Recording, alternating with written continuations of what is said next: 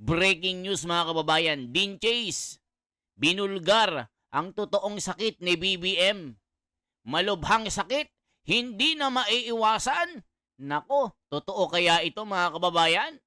Dito po kay General's Viewpoint, kay General Macanyas, meron siyang matinding pasabog dito na kinagulat ng buong mundo. Grabe, kinilabutan ako mga kababayan. Ano kaya ang totoong sakit ni BBM na sikreto na ayaw malaman? Sabi dito, nabuking BBM, totoong sakit, isiniwalat ni Dean Chase. Naku po mga kababayan, magugulat nga talaga kayo dito. Panoorin po natin ito. Magandang araw mga kaibigan. Bigyan natin ng opinion, reaction itong post ni Dean Chase. Ayan mga kababayan, sabi ko sa inyo, si Dean Chase ito yung nasa Amerika na nagtatrabaho sa, di ko lang alam kung White House ito. Doon sa malapit na opisina ni Donald Trump. Nako po, delikado ito. 2 hours ago. Sabi niya, arrhythmia due to chronic insomnia. Meaning, irregular ang heartbeat kasi walang tulog. Pulburon, pamor. Nako, mga kababayan, nakakagulat ito. Grabe si Dean Chase, hindi natatakot na maglabas ng mga balitang ito na nakakagimbal, na ginulat ang buong mundo. Ano kaya ang sasabihin ng Malacanang dito? Matindi raw ito sa paggamit ng pulburon. Kukunti na lang ang tulog. Kaya nangyari ito. Naku po mga kababayan, matindi talaga. Okay, so I don't know kung saan nakuha ni Dean Chase itong detalye na arrhythmia due to chronic insomnia. Ito ba yung sakit ng Pangulong Marcos Jr.? Ayan mga kababayan, sabi nga po sa Bilyonaryo News Channel, ay tila diverculitis. Meron palang ganitong sakit, diverculitis, na kung ating susuriin po, ito ay severe abdominal pain, nausea, vomiting.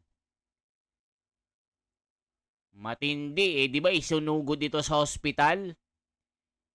Tumagal daw ng 24 oras ito, na ayon naman kay Auntie Claire, ay napuyat dahil over fatigue. Kakatrabaho, hindi na. Nakakatikim ng tulog. Itutulog na lang, magtatrabaho pa. Yan ang sinusumbat na Auntie Claire. Grabe talaga mga kababayan. Pero si Dean Chase, hindi natatakot na maglabas ng mga ganitong mga balita na ginulat ang buong universe. Hala ka, panoorin pa natin si Dean Chase kay General Macanyas. Ito po. Ito, sinearch ko sa internet, sa Google, what is arrhythmia? Arrhythmia is a disturbance in the normal rhythm of the heart. Instead of beating regularly and coordinated, the heart may beat too fast, too slow, or irregularly. This can cause symptoms. Ito mga kababayan, yung si arrhythmia is an irregular heartbeat where the heart beats too fast. Mabilis na pagtibok ng puso natin. Tachycardia to slow bradycardia, or erratically due to disruptions in the heart's electrical signals causing inefficient blood pumping. Nako po, mabagal na pag-pump o mabagal na pagdaloy ng dugo. Symptoms include palpitations. Nako po, palpitations, yung pagkakaroon ng palpitation sa dibdib. Grabe ito. Shortness of breath. Makapigil hininga. And fainting. Nahihilo ka. Gusto mo nang mahimatay. With causes ranging from stress and caffeine to... Grabe oh. From stress and caffeine to heart disease. While many arrhythmias are harmless, serious ones can lead to stroke, heart failure, or cardiac arrest, requiring treatment like medications or procedures. Grabe mga kababayan. Ito mga causes, heart conditions, heart attack, heart valve disease, cardiomyopathy, congenital heart defects, other health issues with high pressure, diabetes, thyroid problems, ako po, lifestyle and substances, alcohol, caffeine, nicotine, stress, heavy exercise, ako po, electrical issues, problem with the heart, natural pacemaker, or electrical pathways, symptoms, fluttering, pounding, or racing feeling in the chest, ako, masyadong malakas ang kaba ng dibdib, slow or fast heartbeat, mabagal at mabilis na pagtibok ng puso, dizziness, lightheadedness, mahilo-hilo, or fainting, shortness of breath, chest pain or discomfort, anxiety. Nagkakaroon tayo ng anxiety. No, kung ano-ano lang pumapasok sa isipan natin. Akala natin pinagchichismisan tayo ng opisina natin or kasama sa Malacanang, hindi pala, halaka. Ito ang mga balita. Symptoms such as palpitations, Ayun, sabi ko na. dizziness, difficulty breathing, O ayan mga kababayan ko. or even fainting. O ayan, even painting. Arrhythmias can be mild and not require treatment, O kita nyo, tama yung mga binabasa natin. but in some cases, they can be dangerous and require medical attention. O, kita nyo, mga kababayan. Grabe si Dean Chase, yung kanyang mga pasabog dito. Nagulantang, pati ang palasyo dito. There are different types of arrhythmias, and their diagnosis and treatment depend on the severity and specific type of heart rhythm disturbance. Ayun, mga kababayan ko. Ano naman ang sinasabi ng mga komento dito? Ayan, no? Walang tulog, sobrang sipag sa trabaho ng, ano ko po, hindi ko mabasa. Singhat daw, oh. Walang tulog, sobrang singhat sa trabaho, kaya kinapos sa pahinga. The wages of sin is death. Halaka. Hindi pagod sa trabaho, pagod sa kakasinghat. Halaka. Yan ang side effect ng palbaron. Di nakakatulog, sinusundo na yan. Halaka. Grabing mga komento ng mga tao dito. How can we ever have freedom in these demons are still alive? Halaka. Mabuhay, Super Inday Sara Duterte. Naka-ready na ito. Grabe. Symptoms niya, yung hindi niya makahinga, stress sa pag-iisip, kaya nadala sa St. Luke's Hospital. Walang pahinga sa singhat. Walang tulog. Grabe. Palbaron pamor. Grabe mga komento mga kababayan. Palbaron. Grabe si Dean Chase mga kababayan.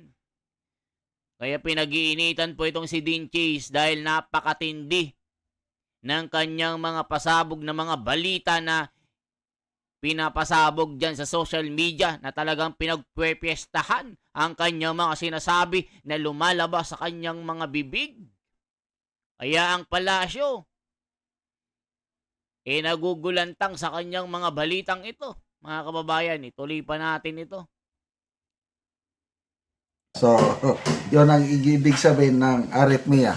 Ulitin ko, dito sa post ni Dean Chase, wala siyang sinabi kung kaninong sakit itong arrhythmia, basta ganito lang. Arrhythmia due to chronic insomnia, meaning irregular ang heartbeat kasi walang tulog, pulburon pa more. Sabi niya. Okay, tignan natin ang people who reacted. 11,000 ang nag-react, 6,400 ang tumatawa, 4,900 ang nag-like. Ayan. Then, Grabe comments. talaga. Ano bang comments nila? Grabe mga Din komento. Chase, sabi niya, sasabihin na naman na walang tulog kasi hardworking. Yun ang ano ito? O yan mga kababayan, na para po malaman natin kung totoo ito. Ito po mga kababayan, para malaman nyo na totoo na mayroong post nga itong si Din Chase, hanapin natin kung totoo ang sinasabi ni General Macañas. Ito po mga kababayan, totoo kaya si General Macañas? Hindi kaya siya fake news? O ito po ang balita. Ito po si Din Chase, yung kanyang pasabog sa FB. Ayan po. Arrhythmia due to chronic insomnia, meaning irregular and heartbeat kasi walang tulog. Ayan no. Pulburon, more. Sabi nyo, drugga, pamore. Ayan po ang FB ni Din Chase. Ayan o, arrhythmia due to chronic insomnia, meaning irregular and heartbeat kasi walang tulog. Droga, pamore. Anong ibig sabihin yan? Parang Espanyol Droga air. Pamore air. Ayan mga kababayan, in-Espanyol ko na lang para hindi masakit. Ayan no, mga kababayan. Tindi ni Din Chase talaga mga pasabog na ito. Tindi na mga kanyang mga pasabog. Grabe talaga si Din Chase, ano? Mga kanyang mga binibitawan na mga revelasyon, na mga sekreto na hindi dapat malaman. Ito po, tignan nyo. Tuloy pa natin to. Ang pahayag ni Jose Claire Castro, although opinion lang, siguro dahil sa sobrang pagod, puyat, sobrang sipag sa trabaho, kaya ang Pangulo, nakaramdam ng discomfort. Ayan mga kababayan. Ayan po sabi ng Auntie Claire. Kayong mga basher, ang kukulit nyo. Si BBM nagtatrabaho. Puro kayo bashing. Siya yung Pangulo na todo trabaho, todo puyat. Ayaw na ngang matulog ito. Talagang dinidibdib niya ang kanyang trabaho. The most hardworking president of all time. Ba't nyo binabas si BBM tapos papalabasin nyo, malubha ang sakit? Sabi ni Auntie Claire, huwag kayong ganyan. Kung ano-ano mga balita nyo. Ganun si Auntie Claire ang matindi pa mga kababayan, pinalabas po na binalita nila na si BBM daw ay sumakabilang buhay na. Pero ito ay fake news lang. Ayon kay Auntie Claire, kinausap niya ito na tinanong ang Pangulo, okay lang ho ba kayo? Sinasabi kasi nila na kayo ay pumanaw na. Pero sabi ni BBM, wag mo na kayo magsaya. Buhay na buhay ang inyong Pangulo. Kaya ako nagpupuyat. Ayaw ko nang matulog sa kakatrabaho. Iniisip ko ang Pilipinas. Yun ang sinasabi ni BBM. The hardworking president of all time. Huwag niyong palabasin na hindi nagtatrabaho ito. Sabi na Auntie Claire, magagalit ako sa inyo. Sabi niyo, galit na galit sa Auntie Claire Nasaan ba yung mga sinasabi na Auntie Claire dito? I-check na natin sa Auntie Claire, mga kababayan ko, para malaman natin kung merong sinasabi si Auntie Claire dito. Ito po mga kababayan ko. Ayan yung motor mo? Ito po. Ito po mga kababayan, Auntie Claire. Ito. I-check po natin yung sinasabi ng Auntie Claire dito. Ayan o, inanunsyo ng Palas. Ito po mga kababayan ko. I-check po natin. Mga kapatid, isa ka ba? Ayan o. Ayan, ito po. Mga kapatid, isa ka O ito, mayroong matinding balita dito mga kababayan. Ito ang tunay na sakit ni BBM ayon sa palasyo. Sila na po nagsabi dito, diverculitis. Diverculitis. Grabe, nakakatindi nito mga kababayan ko. Ano bang uring sakit ito? Ito po, para sa mga kaalaman ng lahat, ito po. Pakinggan po natin. ba sa mga na-curious sa sakit na tumama kay Pangulong Bongbong Marcos kaya po siya na ospital? O ayan, mga kababayan, sa mga na-curious, ano ba talaga ang sakit ni BBM? Grabe mga kababayan ko, kinikilabutan ako dito. Meron palang diverticulitis. Isa itong malubhang karamdaman sa tiyan, the abdominal pain, dizziness, fainting. Diba? Sinabi na natin yung mga complication nito. Ang tindi talaga ng mga balitang ito. Usapan po natin ang diverticulitis. O, kita nyo, diverticulitis. Ayan, hinahawakan yung tiyan sa sobrang sakit. Isa po yung kondisyon sa bituka. May O, kita nyo, isang kondisyon sa bituka. Ang tindi nito mga kababayan ko. Isang matinding kondisyon sa bituka ito. Alaka. nabubuo kasing maliliit na parang bulsa sa loob ng colon na Kita nyo. Bumubuo ng mga maliliit na bulsa sa kolon. Nako, sakit ng mayayaman ito mga kababayan. Colon cancer pala ito. Nako po, grabe, nakakaano ito, kakagimbal na balita. tinatawag na diverticula. Kapag Okay, kita nyo, diverticula pala ito, mga kababayan ko. ang mga bulsa na ito ay namaga o na impeksyon, doon O kita nyo, pag namaga ang mga munting bulsa, ay magkakaroon ng mga infeksyon. Grabe. po nagsisimula ang diverticulitis. Pero Ayan mga kababayan, dyan nagsisimula ang sakit na diverticulitis sa mga nabubuong mga bulsa. Alaka, dyan daw sa abdominal yan. ito po ha, hindi lahat ng may diverticula ay may diverticulitis. Ayan, hindi lahat ng may diverticula ay merong diverticulitis. Grabe, magugulat kayo dito. Kapag may bulsa pero walang impeksyon, ang tawag po doon ay diverticulosis. Ayan mga kababayan ko, napakaliwanag ng mga may nabulsa. Alaka, may bulsa pang nalalaman. Grabe mga bulsa ito. Ano kayang binulsa? Grabe ng mga comment. Anong binulsa ni BBM? Grabe, may mga bulsa pa. Nakakasabay pa ba kayo mga kapatid? I-recap po natin. Diverticula o yung bulsa sa colon. Kita nyo mga kababayan, may bulsa si BBM sa kolon. Alaka, ano kayang bulsa ito? Diverticulitis ay yung nainpeksyong bulsa at ang diverticulosis naman ay yung bulsang walang impeksyon. Kita nyo, ang liwanag ng mga Anong binulsa ni BBM dito? Nako po mga kababayan ko. Diyos ko Lord, huwag nyo na pahirapan ang aming Pangulo. Alaka. Grabe mga komento. Bulsa sa colon, diverticula, infected na colon pocket, diverticulitis, binulsa ang kaban. Grabe naman mga kababayan ko. May pagbubulsa pala ito. Ayan yung mga komento. Grabe yung mga komento dito mga galit na galit ang mga tao. Talagang dami nila mga sinasabi. Balik po tayo. Mas common ang diverticulitis sa mga nasa edad 40 pataas. Pero ngayon, pati po mas bata, naaapektuhan na rin yan. O yan mga kababayan, kahit 40-year-old ay na pwede nang magkasakit ng ganito.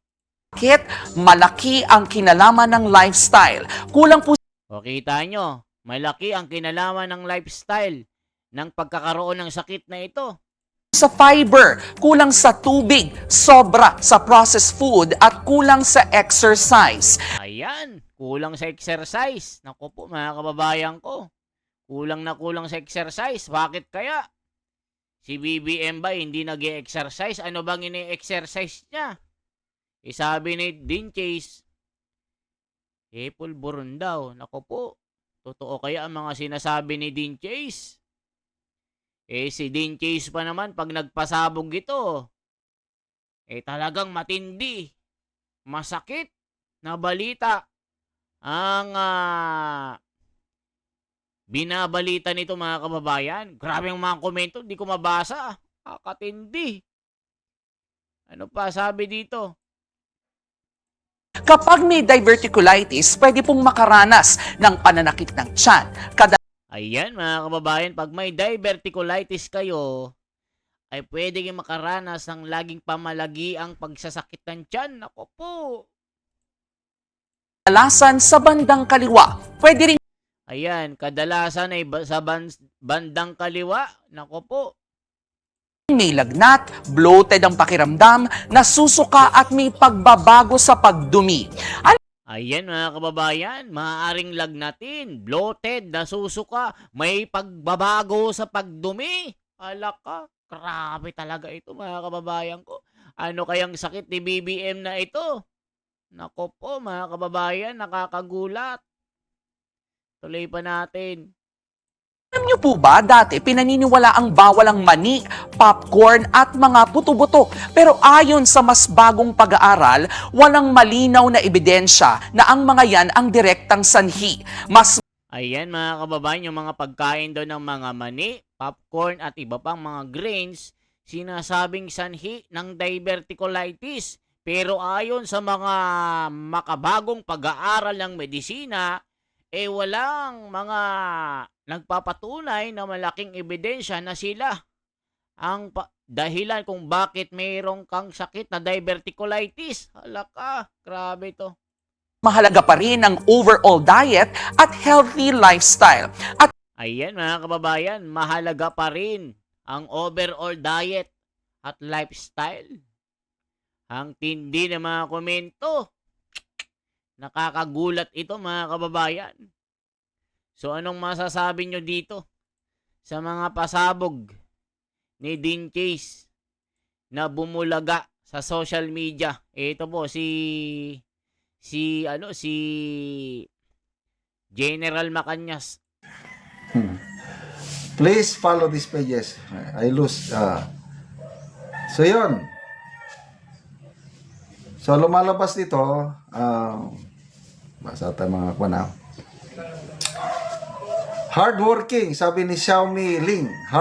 Oh, 'di ba? Sabi ko sa inyo si Auntie Claire, sinasabi niya na na hardworking. Oh, ito po si Auntie Claire.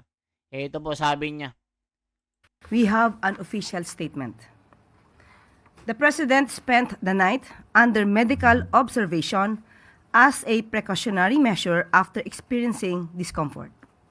His doctors advise rest and monitoring, and his condition remains stable. Ayan. The President continued to carry out his responsibility. We have an official statement. The President spent the night under O, kita nyo, the President spent the night in the hospital. Sabi nila, St. Luke's. medical observation as a precautionary measure after experiencing discomfort. Ayan, mga kababayan, grabe. His doctors advise rest and monitoring. Ayan, kailangan daw mag-rest si BBM dito. Grabe, oh. Dito kayo matatawa, mga kababayan. Meron akong ipapakita sa iyo. Ayan, oh, si Cara David, oh. Ayan po si Cara David. Ang dami kasing nagtatag sa akin, mga kababayan. Tinatag nila si Cara David na tila natutupad ang kanyang mga sinasabi dito. Ayan o, sa kanyang ika-52 na kaarawan, si Cara David matinding sumpa sa mga korap. Ayan o. Si Cara... mga kababayan, tuloy pa natin. And his condition remains stable. Ayan mga kababayan. So ibig sabihin ng kondisyon daw ni BBM ay stable na. Wala daw dapat ipag-alala ang taong bayan dahil ang Pangulo nagtratrabaho. Pero ayon kay Dean Chase, malupit. Mga kababayan. O kayo na ang humusga dito ha. Tatanungin ko kayo, totoo kaya ang mga sinasabi ni Dean Chase dito? Mga kababayan, ang sanhi ng kanyang sakit ay dahil sa droga pamore. Ano kaya ito? Anong ibig sabihin nito mga kababayan? Droga pamore. Halaka, ang tinding balitang ito mga kababayan. Kung umabot ka sa bidyong ito, maaaring i-komento ang inyong mga reaksyon. Anong masasabi nyo dito sa totoong sakit ni BBM? Ano ang naging dahilan nito? Bakit nagkaroon siya ng sakit na ganito? Dahil ba ito sa pulburon, droga pamore? Halaka. Isang like, isang share po at isang subscribe. This is The Wonders Philippines for transparency, for a better democracy. Salamat po. Okay po? Suportahan po natin si Senador Marcoleta. Piniga ng piniga si Ping Lacson dito. Nagkaroon talaga ng bakbakan online na mga debate. Sinabi kasi ni Lacson, bastos si Marcoleta. Sinabi naman ni Marcoleta, mas bastos ka. Tinatanong ko yung witness mo, imbes na yung witness mong sasagot, ikaw ang sumasagot. Hindi ba isang uri ng pangbabastos yan? Ayan, supalpal tuloy. Okay po. Yan lamang ang ating bahagi mga kababayan. Mabuhay po kayo.